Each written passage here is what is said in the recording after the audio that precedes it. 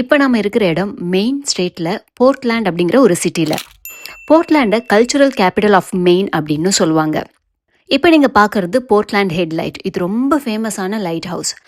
இது அமெரிக்காவுடைய மிக பழமையான லைட் ஹவுஸ். 1791 இதை கட்டியிருக்காங்க. அதிபர் ஜார்ஜ் வாஷிங்டன் தான் இதை கட்ட உத்தரவு கொடுத்தாராம். இந்த இடம் ஃபோட்டோகிராஃபிக்குன்னே ரொம்ப ஃபேமஸான ஒரு இடம்.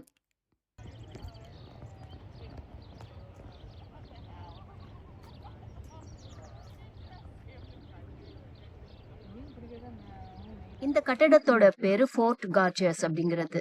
இது கடல்ல மிதக்கிற ஒரு கட்டடம் மாதிரி நமக்கு தெரியும். 1850 கட்டப்பட்ட பழமையான மிலிட்ரி கோட்டை இது.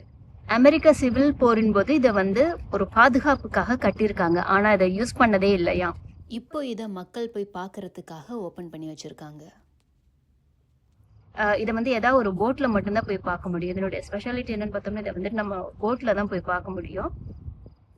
இது போர்ட்லாண்டோடைய ஹார்பர் நினைவு சின்னமா இப்போ கருதப்படுது. ஆனா இதை ஒரு போர்ல கூட இவங்க பயன்படுத்தல. இப்போ நீங்க பாக்குற இந்த 2வது லைட் ஹவுஸோடைய பேரு பக் லைட் ஹவுஸ்.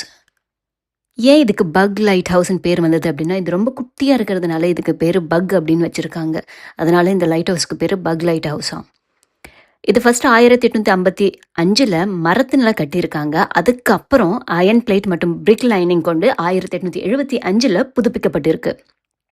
இந்த போர்ட்லாண்ட்ல ஏகப்பட்ட ரெஸ்டாரண்ட்ஸ் இருக்கு. அமெரிக்காவுடைய ஃபுட்டி சிட்டிஸ்ல ஒன்னா இந்த சிட்டி கருதப்படுது.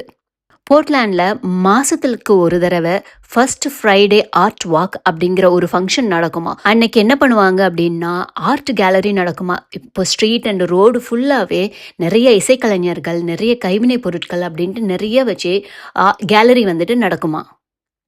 பீரை டேஸ்ட் பண்றதுக்காகவே டூர்ஸ் நடக்குமா. ஸோ இந்த பீரை டேஸ்ட் பண்றதுக்காகவே நிறைய டூரிஸ்ட் இந்த போர்ட்லாண்டுக்கு வருவாங்களாம். போர்ட்லாண்ட் பக்கத்தில் இருக்க காஸ்கோ பே அப்படிங்கிற பகுதியில் 6 முக்கிய தீவுகள் இருக்கான். போர்ட்லாண்டு பார்த்தோம்னா ஒரு 4 தடவை தீனால அழிஞ்சு மறுபடியும் மீண்டும் இந்த சிட்டி வந்திருக்கு. இந்த போர்ட்லாண்டை தீவுகளில் உருவான ஒரு நகரம் அப்படின்னு சொல்றாங்க. இங்கேயே பக்கத்துல Peak Island, Great Diamond Island, Little Diamond Island, இது மாதிரி 6க்கும் மேற்பட்ட தீவுகள் இருக்காம். ஸோ இங்கிருந்து மக்கள் என்ன பண்ணுவாங்கன்னா படகு மூலமா வேலைக்கு வருவாங்களாம். வின்டர்ல கூட இந்த சிட்டி அவ்வளோ டூரிஸ்டால நிறைஞ்சிருக்குமா. அப்படின்னா சம்மர்ல பார்த்துக்கோங்களேன். பொதுவாகவே மெயின் பார்த்தோம்னா 90% காடுகளால் மட்டுமே சூழப்பட்டு இருக்கான். அதுலேயும் பைன் ட்ரீ இந்த ஸ்டேட்ல ரொம்ப ரொம்ப ரொம்ப ரொம்ப அதிகமாக. இதை ஈஸ்டர்ன் ஒயிட் பைன் ட்ரீ அப்படின்னு சொல்றாங்க. இதனாலேயே இந்த ஸ்டேட்டுக்கு த பைன் ட்ரீ ஸ்டேட் அப்படிங்கிற ஒரு பேரும் இருக்கான். அமெரிக்கா ஃபுல்லாவே இருக்கிற ஒரு ஸ்டேட்டுக்குமே ஸ்டேட் பிளாக்னு ஒன்று தனியா இருக்கு. இந்த மெயினோடைய ஸ்டேட் பிளாக்லையும் அதனுடைய சீலிலையும் கூட பைன் ட்ரீ இருக்குமா. போர்ட்லாண்ட் அண்ட் மெயினோடைய ரொம்ப ரொம்ப ரொம்ப ரொம்ப ஸ்பெஷலான ஃபுட் என்னன்னு பார்த்தோம்னா லாப்ஸ்டர் ரிலேட்டடான ஃபுட்டு தான். ஏன்னா இந்த ஸ்டேட்ல லாப்ஸ்டர் அவ்வளவு கிடைக்குமா. ஸோ இதனாலேயே இதை லாப்ஸ்டர் சிட்டின்னே சொல்றாங்க. ஏன் இங்கே லாப்ஸ்டர் அதிகமாக இருக்குது அப்படின்னு பார்த்தோம்னா ஆழ்கடல் மற்றும் அந்த குளிர்ந்த நீர்ல தான் லாப்ஸ்டர் நல்லா வளருமா. அதனாலேயே இங்கே அதிகமான லாப்ஸ்டர் கிடைக்குது. அமெரிக்காலேயே பிடிக்கப்படுற லாப்ஸ்டர்களில் 80% வரை மெயின்ல இருந்து தான் வருதாம். இதை மெயின் லாப்ஸ்டர் அப்படிங்கிற ஒரு தனி பிராண்ட் போலயே விற்பாங்களாம். ஸோ கடல் சார்ந்த பகுதி அப்படிங்கிறதுனால இங்கே நிறைய மீனவர்கள் வாழறாங்க.